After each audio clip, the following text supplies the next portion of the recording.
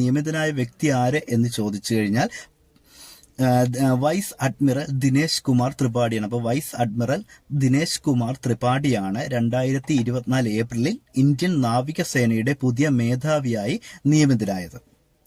അതുപോലെ artificial intelligence കമ്പനിയും chat GPT-യുടെ സൃഷ്ടാവുമായ ഓപ്പൺ AI-യുടെ ഇന്ത്യയിലെ ആദ്യ ജീവനക്കാരി ആര് എന്ന് ചോദിച്ചാൽ പ്രഗ്യ മിശ്രയാണ്. അപ്പോൾ പ്രഗ്യ മിശ്രയാണ് ആർട്ടിഫിഷ്യൽ ഇന്റലിജൻസ് കമ്പനിയും ചാറ്റ് GPT-യുടെ സൃഷ്ടാവുമായ ഓപ്പൺ AI-യുടെ ഇന്ത്യയിലെ ആദ്യത്തെ ജീവനക്കാരി.